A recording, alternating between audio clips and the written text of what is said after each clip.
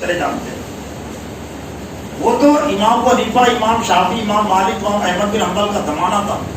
ورنہ یہ جو خلافت بنو امیہ ختم کی تھی، وہ عبداللہ بن سبا نے ایک تحریک چلا کر کٹر یہودی، تو وہ تو پوری کی پوری حکومت وہ سبائی تحریک میں جانے والی تھی. لیکن یہ چار ائمہ کرام ڈٹ کر کھڑے ہو گئے خلافت بنو عباسیہ کے سامنے. پورے طور سے انہوں نے خلافت بنو عباسیہ کو سبائی تحریک کا حصہ نہیں بننے دیا. لیکن ان کو کیا قربانیاں دینی پڑی. ان کی جیلیں، ان کی موتیں جیلوں میں ہوئی، ان کی پیٹیں لہولہان ہوئی، اور ان کے موڑے جو کہ شل کر دیے گئے. لیکن اپنے آپ کو انہوں نے پیچھے نہیں ڈالا، ثابت قدم رہے. تو 47 کے بعد، 47 کا مطلب یہ تھا کہ اے بر صغیر کے مسلمانوں، اے پاکستان کے، بنگلہ دیش کے، ہندوستان کے، کشمیر کے مسلمانوں، تم پر میرا جو قرض تھا جان اور مال کے اللہ کے راہ میں نہیں لگانے کا 2.5%، تو میں نے مراٹھوں کے ذریعے سے، انگریزوں کے ذریعے سے، سکھوں کے ذریعے سے اضافے کے ساتھ وصول کر لیا. اور وصول ہم نے دے دیا تھا، پر اضافے کے ساتھ لاکھوں کی تعداد میں قتل عام کی صورت میں امت مسلمہ کو قرض چکانا پڑا تھا. یہ معاملہ یہاں ہمارا جو ٹھہرا کہ آپ بٹم پھاڑ یہاں تک 47 تک برابر یہاں سے سدھر جاؤ. ہماری پہلی میقات وہاں سے شروع ہوتی ہے دور حادث کی، جو 87 پر ختم ہوتی ہے.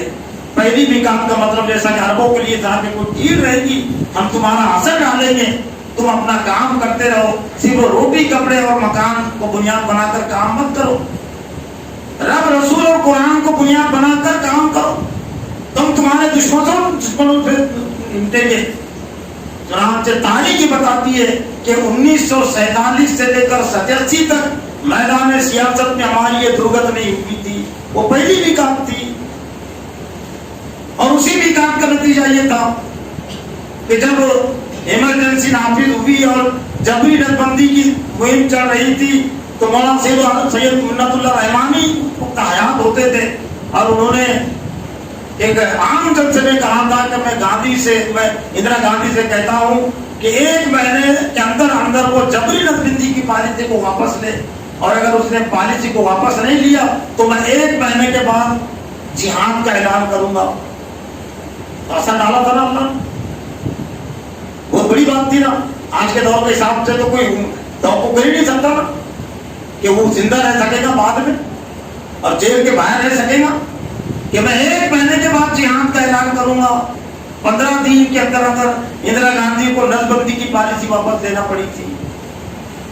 اور اسی میقات اول کا نتیجہ تھا جو اللہ تعالیٰ اثر ڈال رہا تھا، اس لیے کہ تم اپنا کام کرتے ہو، ہم تمہارے دشمنوں پر اثر ڈالیں گے، روک ڈالیں گے. جب شاہ بانو کے کیس میں سپریم کورٹ نے شریعت میں دخل اندازی کا فیصلہ سنایا تھا، تو کانگریس نہ پہلے مسلم دوست تھی، نہ اس وقت تھی، نہ آج ہے، نہ آئندہ کبھی رہ سکتی ہے. جنہوں نے کانگریس کی تاریخ پڑھی وہ اچھی طرح جانتے ہیں، اس کے علاوہ کوئی تبصرہ نہیں کر سکتا اس پر. لیکن وہ تھی ہماری میقات اول.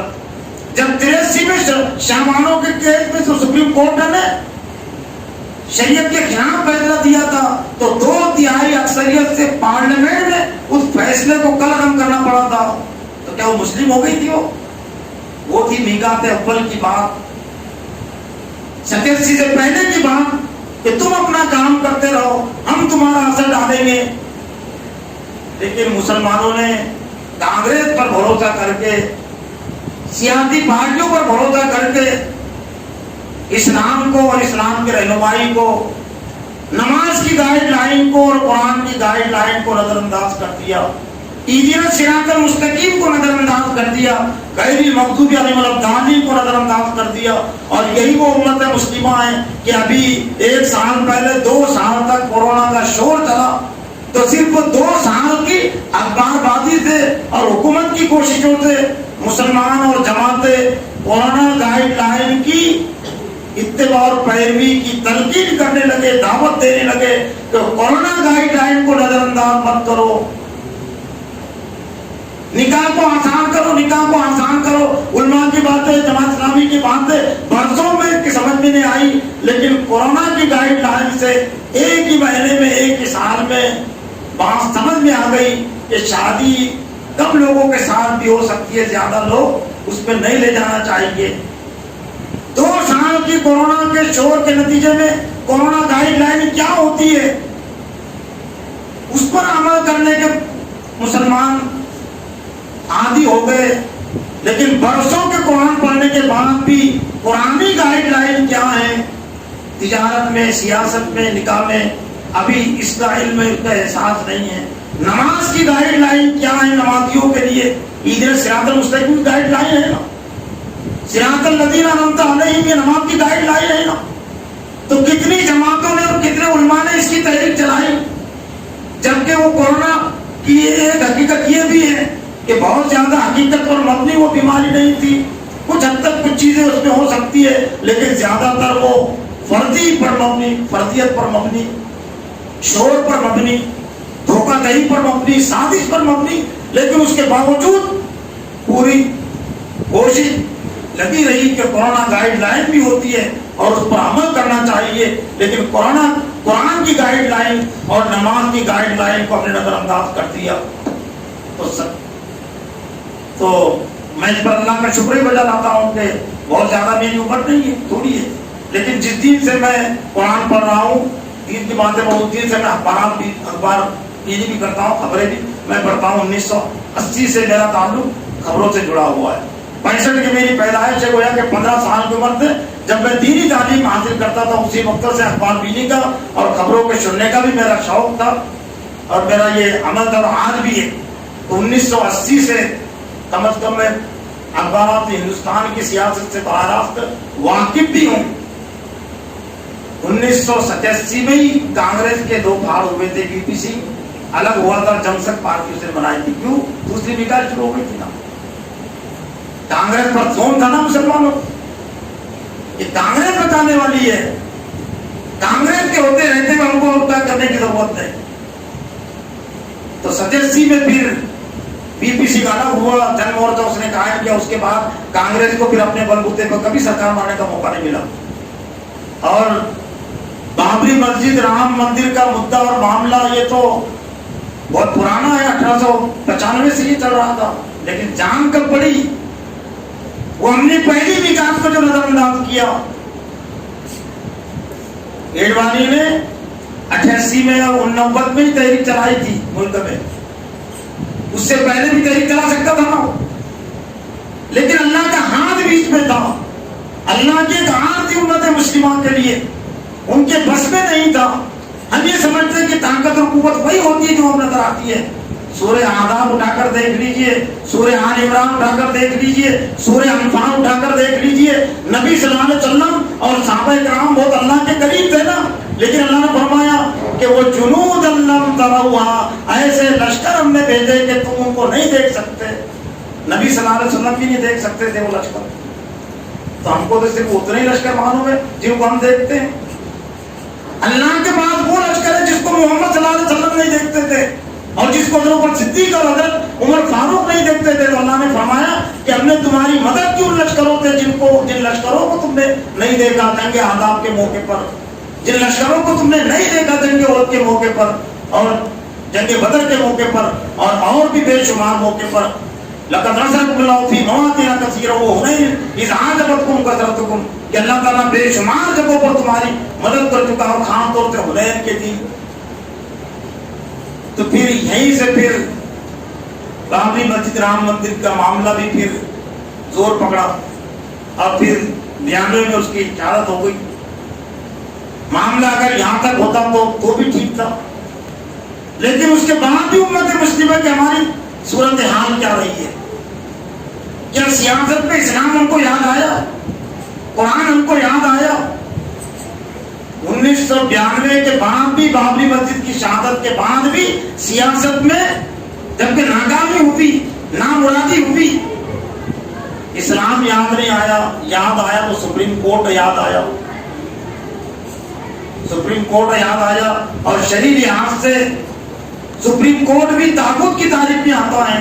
हर वो ताकूत, हर वो अदालत ताकूत के दर्जे में, हर तफसीर को उठाकर देख लीजिए। अलम अलम तरा इलल लदीना यज़ुमूना अन्नहुम आमनू बिमा उनज़िला इलैकुम व उनज़िला मिन क़ब्लिक युरीदूना अन यतहाकमू इला तागूत व क़द उमिरू अन यकफ़ुरू बिही व युरीदु शैतानु अन युज़िल्लहुम दलालन बईदा।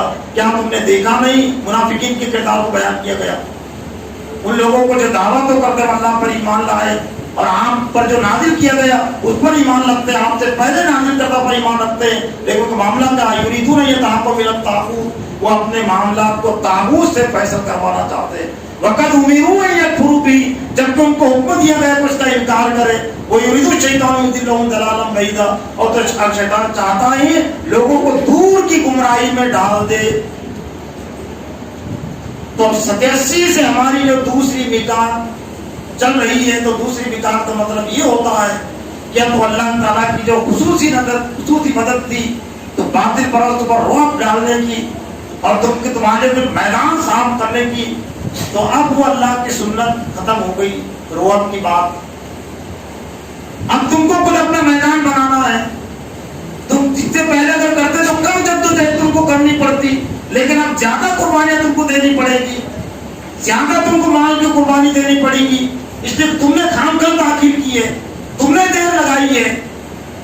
वरना अल्लाह हम तो इस पर कादिर थे कि पहली मिकात में अल्लाह ताला तुम्हारे लिए हालात साजगार कर देता। तो दूसरी मिकात हमारी मुकम्मल होती है 2027 पर।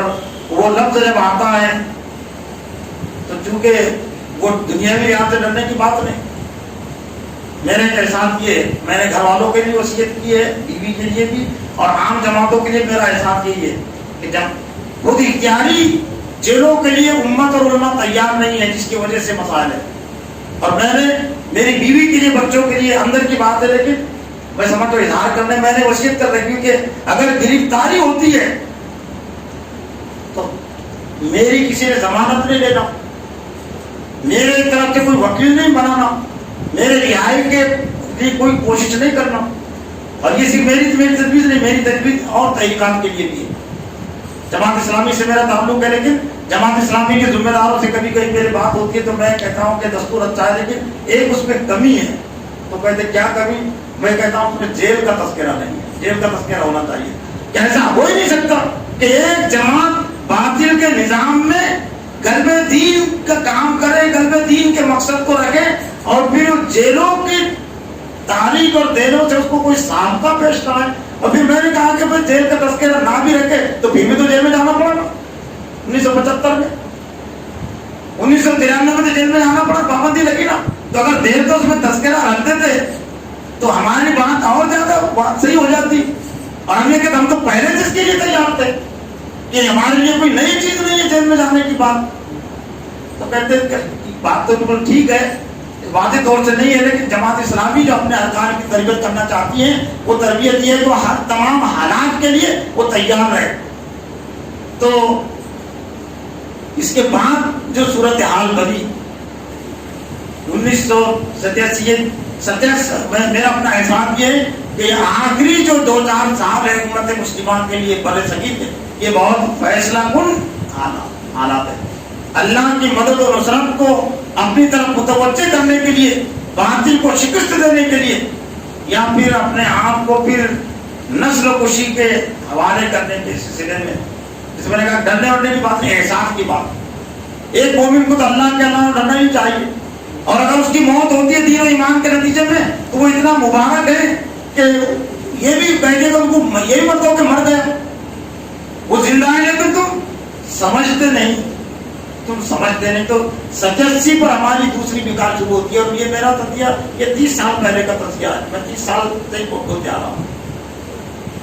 लेकिन अब जो हालात बने, पहले तो लोग मजाक उड़ाते थे, लेकिन करीब करीब हालात बन चुके हैं ना। और बड़ा मुझको ताज्जुब भी हुआ जब मैंने यूपी के इलेक्शन के मुतालिक डॉक्टर सलीम खान जो जमात इस्लामी के अच्छे फिक्री आदमी है, मुंबई के, पहले ईसाई के जिम्मेदार होते थे और जमात इस्लामी की शुरा में भी है और अच्छे तजिया निगार है, दावत में उनका तबसरा तजिया शाया होता है। तो यूपी के इलेक्शन पर उन्होंने नताइज के बाद तबसरा किया कि योगी जो है तो हारते हारते कैसे जीत गया, उसकी कैसे जीत हुई। तो उन्होंने जो चीजें उसमें लिखी है दावत में, तो वो सुनकर مجھ کو محمد علی جناح کی بات میرے ذہن میں تازہ ہو گئی. جب تک میں محمد علی جناح کی بات کو میں نے بہت زیادہ اہمیت نہیں دیا تھا, اور میں اس کو رد عمل کی بات میں سمجھتا کہ شاید رد عمل میں محمد علی جناح نے بات کہی ہو. محمد علی جناح نے کہا کہ ہندو قوم یہ ناقابل اصلاح ہے. آگے بات اس میں جو اضافہ کر سکتے ہیں ہم کہ ہندو قوم میں لیکن بہت سارے مسلم افراد ہیں, بہت سارے اسلام پسند افراد ہیں, لیکن ایک ہوتا ہے مجموعی لحاظ سے قوم کا مزاج, اور ایک ہوتا ہے قوم میں کچھ افراد کا اچھے ہونا, دو الگ الگ چیزیں ہیں نا. جیسے یہود جس کو اللہ تعالیٰ نے کہا کہ کہ تم یہود کو دشمنی میں سب سے زیادہ شدید پاؤ گے, لیکن یہود میں گنے چنے افراد کو اچھے بھی نکل آتے ہیں. نصارہ میں بھی بہت سارے افراد اچھے ہوتے ہیں, لیکن بحیثیت مجموعی یہودی قوم کا معاملہ سلوک مسلمانوں کے مطابق, بحیثیت مجموعی عیسائی قوم کا سلوک, بحیثیت مجموعی ہندو قوم کا سلوک معاملہ مولانا مودودی رحمۃ اللہ نے بھی تبصرہ کیا خطبات مقبولہ حضرت میں ہندی قوم کو متعلق. وہ تھوڑا الفاظ میں ہٹ کر ہے لیکن بہت جامع ہو جاتا ہے. وہ مولانا مودودی نے کہا کہ یہ قوم کے پاس سب کچھ اللہ نے سب کچھ دیا, لیکن دل اور دماغ نہیں دیا. دماغ کی کمی ہے, دل کی کمی ہے. دماغ سے سوچتی کم ہے اور فیصلہ کرنے والا آپ خاص طور پہ مسلمان کے لیے تو دل ہے ہی نہیں, مسلمانوں کے لیے دل نہیں ہے. تو جو ہارتی بازی محمدیوں وہ بات اس لیے تازہ ہو گئی کہ جو ہارتی بازی تھی تو جیت میں کیسے تبدیل ہو گئی. تو سلیم خان نے کہا کہ وہ تھا یوگی کا جگہ جگہ کہنا کہ بلڈوزر پہلے بھی چلا ہے اور بلڈوزر بعد میں بھی چلے گا. اور یو پی میں آپ تو پورے ملک کے والے جاننے لگے کہ بلڈوزر کی اصطلاح کس کے لیے ہے اور بلڈوزر کس کے خلاف چلا ہے, اور کس کے خلاف چلنے کی بات کو اشارہ کافی پورے یو پی والوں کے لیے مسلمان ہوتی. تو اس نے جگہ جگہ کا آخر میں جب اس نے دیکھا کہ اب کوئی داؤ نہیں چل رہا ہے تو آخری حلوہ اس نے کیا کہ بلڈوزر پہلے بھی چلا ہے اور بعد میں بھی چلے گا. تو یہ ایسا مدعا لگا کہ کچھ یادوں کے منہ میں بھی پانی آ گیا, جس کو جتانے کے لیے مسلمان کوشش کر رہے تھے. لیکن وہ بھی کہ یہ بلڈوزروں کے ذریعے سے جب مکانات ڈھائے جائیں گے تو وہ بھی آنکھوں کو ٹھنڈی کرنے کہ ہماری آنکھیں ٹھنڈی ہوں گی, وہ بھی اس کے ساتھ دیکھنے لگے. لیکن مسئلہ صرف یہ نہیں ہے, وہ کام اپنا وہ کرتے رہیں گے.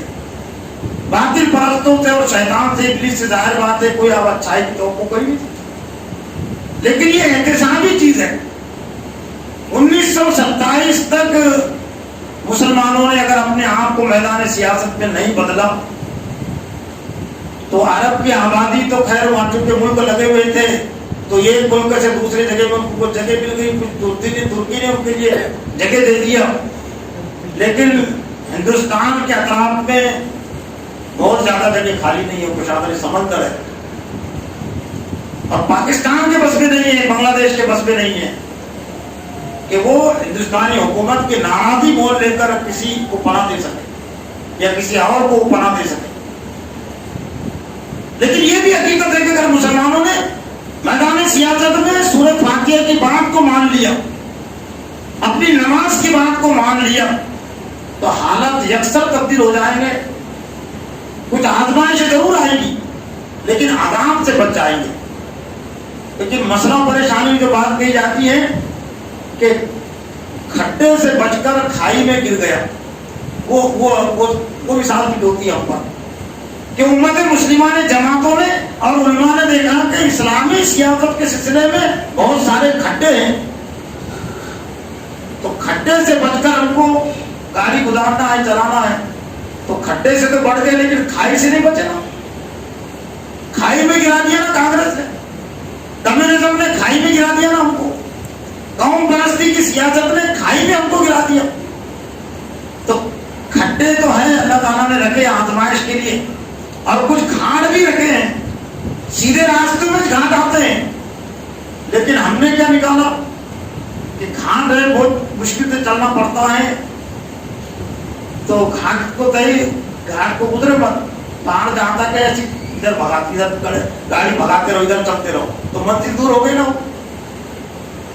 اس لیے گھاٹ جب آتا ہے کسی روڈ کے بیچ میں تو حکومت ہے وہ پہاڑوں کو کاٹتی ہے, बोगदे बना देती है। बम्बई के करीब, पुणे के करीब जो है तो रेल के लिए बोगदे बना दिए गए, बड़े बड़े पहाड़ों में बोगदे बना दिए गए, लेकिन रास्ता तो निकला ना उसमें से। और कहीं पर गाड़ियां उसमें से चला, रास्ते बनाए जाते हैं,